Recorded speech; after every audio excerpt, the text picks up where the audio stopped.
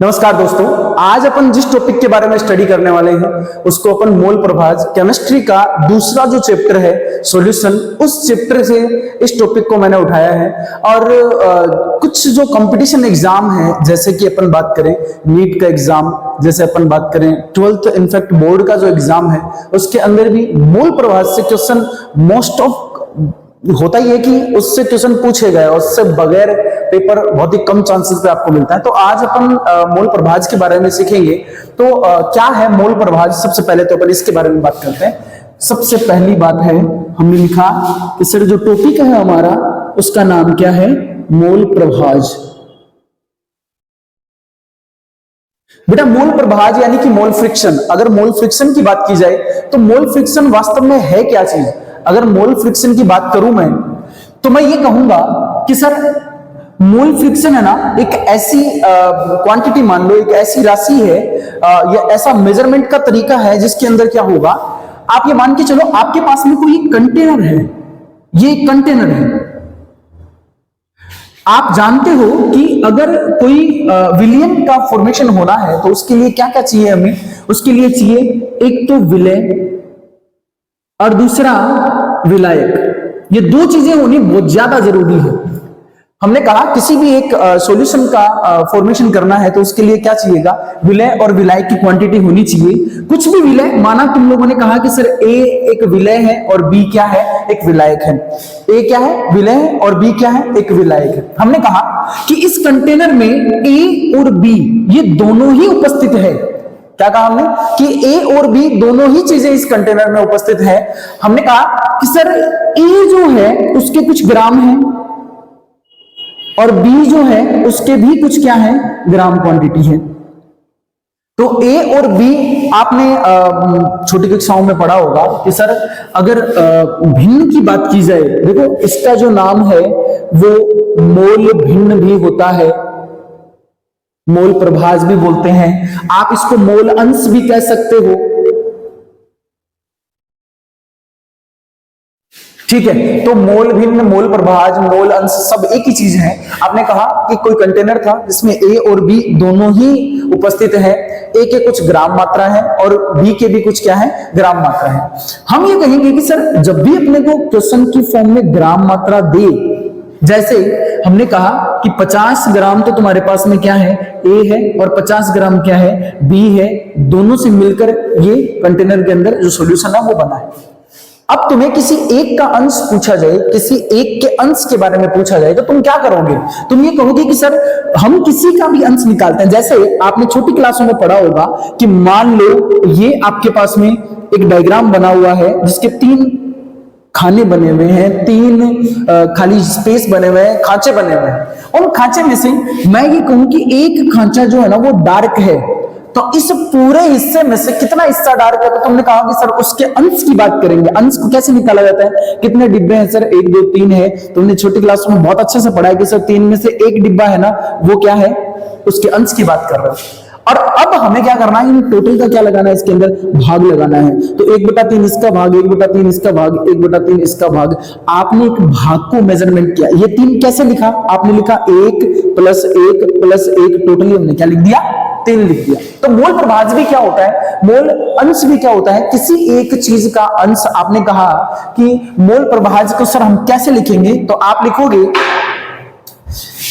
कि जिसके बारे में पूछा गया है वो विलय हो चाहे वो विलायक हो उसका, तथा टोटल जो तुम्हारे पास में विलय या विलियन जो है, विलियन में उपस्थित ए और बी का टोटल जो मोल है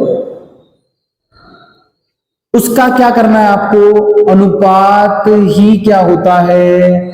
मोल अंश होता है या मोल फ्रिक्शन होता है, मोल प्रभाज होता है, कोई दिक्कत नहीं। हमने कहा कि कोई विलय या विलायक जिसके बारे में पूछा गया है उसके बट्टा में हमें क्या करना है? टोटल विलियन है उसमें उपस्थित ए और बी। जैसे मान लो हमने 2 एग्जांपल ले लिए, ए और बी, इन दोनों का उपस्थित जो मोल है उनका टोटली जो अनुपात है उसके लिए क्या इस्तेमाल करोगी? तुम कहोगे कि सर ये क्या है? मोल अंश है। जैसा कि तुमने यहां किया था, एक जो डार्क हिस्सा था उसके अंदर इन तीनों का क्या कर दिया, भाग लगा दिया, तो एक हिस्से की बात करेगा। चाहे वो तुमसे, अब इसको अपन देखें तो चाहे वो तुमसे ए की बात करे, चाहे वो तुमसे बी की बात करे, चाहे वो तुमसे सी की बात करे, हमेशा क्या रहेगा, 1/3 ही रहेगा। ठीक है, ये जो चीजें हैं इन सबको आप उतार लीजिए। आगे अपन समझते हैं कि अगला जो पॉइंट है, अगली जो क्वांटिटी है, इसके आगे वाले स्टेप में क्या होगा, हमें कैसे फॉर्मूला से कैसे डिजिट देके कौन सा न्यूमेरिकल क्वेश्चन पूछ सकता है, उनके बारे में अपन बात करेंगे। आई होप आप लोगों ने लिख लिया होगा। और अब अपन आगे चलते हैं। हमने कहा कि सर हमारे पास में कोई भी कंटेनर है, इसके पास में ए और बी है, ये दो राशियां हैं, एक विलय है एक विलायक है, दोनों के कुछ मात्रा है, ग्राम है।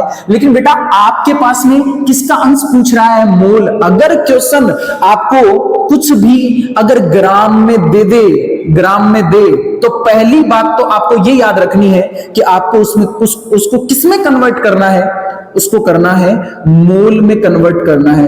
मोल में क्या करना है, आपको कन्वर्ट करना है, उसको मोल में चेंज करना है। अब जैसे कोई भी राशि हो सकती है, आपको जैसे बोल दिया गया कि 18 ग्राम आप H2O की बात कीजिए, तो हम 18 ग्राम जब H2O की बात करते हैं तो क्या करते हैं, 18 बटे उसका मोलिकुलर वेट, क्योंकि तुम जानते हो, तुमने बहुत अच्छे से पढ़ा है कि सर मोल जो होता है ना, वो क्या होता है, आपने बोला भार बटा अणुभार, आपने क्या बोला, भार बटा अणुभार, उसका वेट बटा मोलिकुलर वेट की बात करेगा वो। जब भी आपसे कोई मोल पूछेगा तो आप क्या करेगा, उसके जो ग्राम में मात्रा है उसका भाग, उसमें किसका भाग लगाया जाएगा, उसकी मोलिकुलर जो क्वांटिटी है, मोलिकुलर वेट की जो क्वांटिटी है उसका भाग लगा देंगे। हमने कहा कि सर ये मोलिकुलर वेट है, ये वेट है, वेट में आपने मोलिकुलर वेट का भाग लगाया, क्या मिला आपको, मोल मिला। ये जो मोल है उसको क्या करना है आपको, ये ए के भी कुछ मोल होंगे, ये बी का भी कुछ मोल होगा, इन दोनों से आप क्या निकाल सकते हो, मोल प्रभाज निकाल सकते हो। जैसे मैं आपसे एक बात बताता हूं आपको कि मोल प्रभाज का वास्तव में फॉर्मूला है क्या चीज।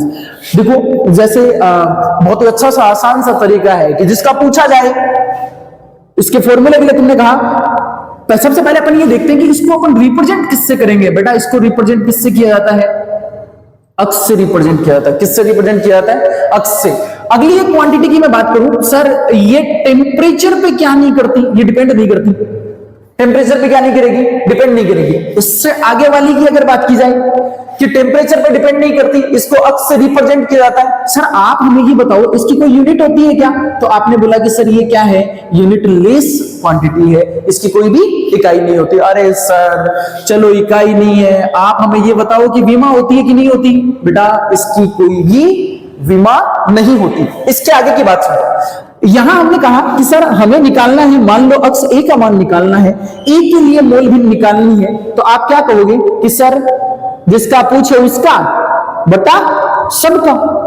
भाई जिसका पूछे उसका करना है और बटा में क्या करना है, आपको सबका करना है। जैसे मान लो आपको अक्ष ए के बारे में पूछा, तो मोल किसके लिखोगे आप, Na के लिखोगे। आपको पूछा कि सर सब क्या है, तो सबके लिए Na Nb, अच्छा इन कंटेनर में मान लो C D E F जितना भी दिया हो उन सबका क्या लगा देना, आपको भाग लगा देना जिस अंश के बारे में पूछा जाए। ठीक है, हमें सर ये तो ठीक है, लेकिन अक्ष बी के लिए क्या निकालोगे, वही वाली बात कि जिसका पूछे उसका बटा सबका।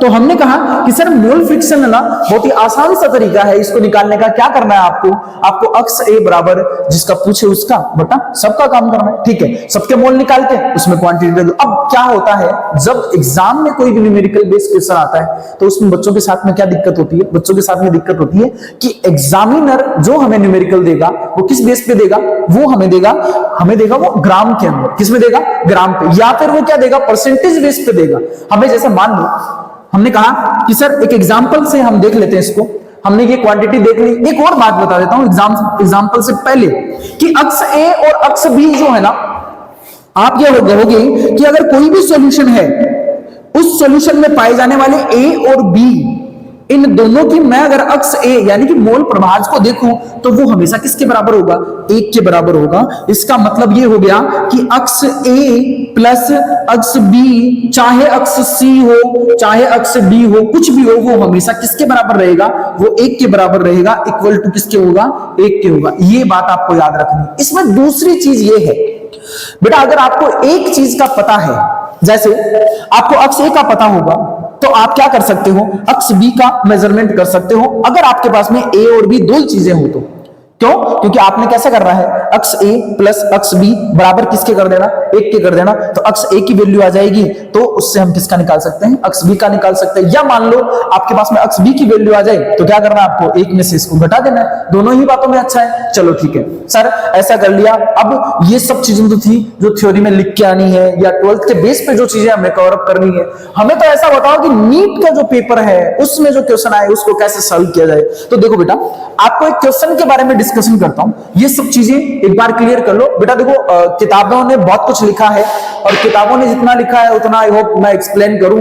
तो उसके लिए आप एक काम करो, जितनी चीजें जो पढ़ाई जा रही है उन पे सफिशिएंट है, तो आपका क्वेश्चन अगर सही हो जाए तो नीट के लिए बेस्ट है। चलो ये कर लिया, करने के बाद हम आगे एक न्यूमेरिकल बेस पे देखते हैं। मैं इसको मिटा देता हूं। आपने कहा है कि सर हमें एक न्यूमेरिकल की बात कर लेते हैं, हम एक न्यूमेरिकल को देख लेते हैं। तो देखो बेटा, न्यूमेरिकल